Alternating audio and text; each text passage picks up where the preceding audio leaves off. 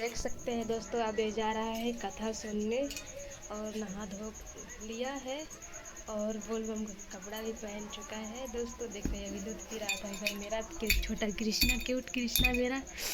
देखिए कितना नटखट है, क्या कर रहा है वो दूध पीने के लिए खोज रहा है मेरा नटखट।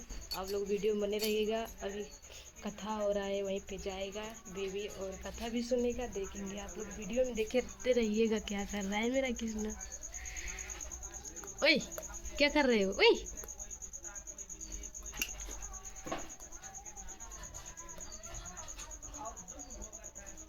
वो मोबाइल देखे थे, कोई जुगाड़ करवाए थे, कुछ छोड़ दो, रियाई कह दो भैया। अरे चलो कि देखो, नारद जी जो है वही विष्णु लोक का गए और विष्णु भगवान के स्तुति वंदना बहुत करता है। तब विष्णु भगवान कहें कि हे नारद, देखो जो पृथ्वी पर मनुष्य है नाना प्रकार के योनि में जो जन्म लेते हैं, दुख भोगत है, उनके बहुत से कारण है। वही पाप करते हैं, उस पाप के कारण से ये सब दुख भोगत है। तब नारद जी कहें देखो भगवान, जब वही पाप करते हैं, दुख भोगत है, तो आप बताओ इनके दुख कैसे दूर हुई, कोई उपाय हो तो बताओ।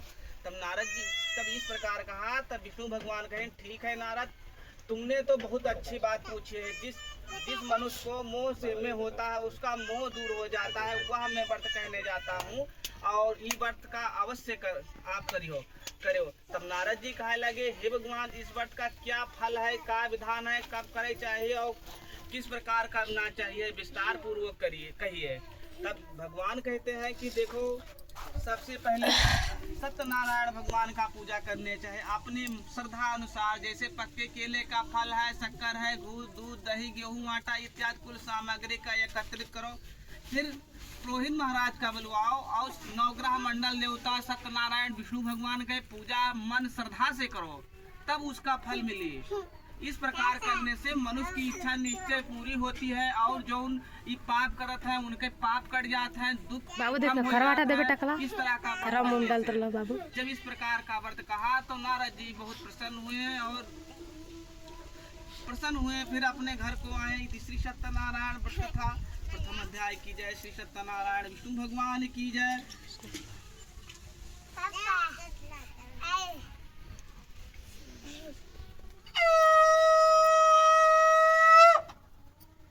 छोड़ दो।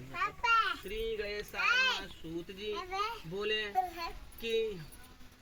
बोले कि हे ऋषियों, अब यही तक तो नारद जो विष्णु भगवान से सुनाई ना हुआ कथा आप लोग सुने हो। जैसे भजन कीर्तन इत्यादि करे के बाद पूजा समाप्त करे के बाद करे चाहिए, भगवान का मन में स्मरण करे चाहिए। ये नहीं है कि हम कथा हिया सुनी और हमार जू लाग रहा है खेते में या कामे में, तो उसके कोई निष्कर्ष ना है। जय घंटा काम मतलब काम करो, भगवान के पूजो करो। जैसे भगवान कहें देखो, एक साधे सब सधे, सब साधे सब जाए, देव मूल फल खाए, खेती कर बंजो के धावे, दोनों एक ही हाथ ना होए। यदि जैसे तुम्हार ध्यान कोई और तरफ है तो जैसे हिया बैठी वो भी समय आपके नहीं ठबा और ध्यान तो हुआ वो भी नहीं ठबा, ना तो कोई काम बन सकी। अब जैसे खेती न है, अब एक फसल सब तमाम फसल एक खेती में बोए दो तो हुई ना धीरे धीरे हुई। जैसे एक बोयो तो एक बोयो, तब वही वैसे है कि भगवान के जय घड़ी मान लो पूजा करो, 1 घंटा करो, 15 मिनट लो, लेकिन मन श्रद्धा से लो, ठीक है। ये ना है कि अंत्य द्वार जो धरा है, तो इससे कोई लाभ ना है। ऐसे अच्छा कथा ना सुनो वो ठीक है, और सुनो तो ध्यान लगाए सुनो, इस प्रकार कहा था। फिर उसके बाद सूत जी महाराज कहा था कि हे ऋषियों, जिसने पहले समय में इस व्रत को किया है, अब उनके हम इतिहास कही थे, मतलब ई व्रत का जे करिस रहा उनके बारे में हम बताई थे कि आप सुनो ध्यान से। कि एक सुंदर काशी नगरी में एक सतानंद नाम के ब्राह्मण रहे।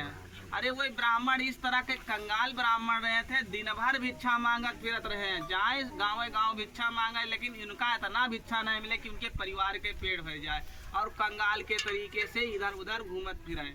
जहाँ भिक्षा मांगे जाए, भगवान की माया के कारण कोई उनका भिक्षा नहीं दे, कोई देवो करे तो वही लावे रास्ते में उलिर जाए, या जानवर वही रोवे चिल्लाए लागे। फिर अंत में सोचिन कहीं ना क्यों ना, अब जब हमारे जीवन में था ना हमारे परिवार के व्यवस्था है तो हमें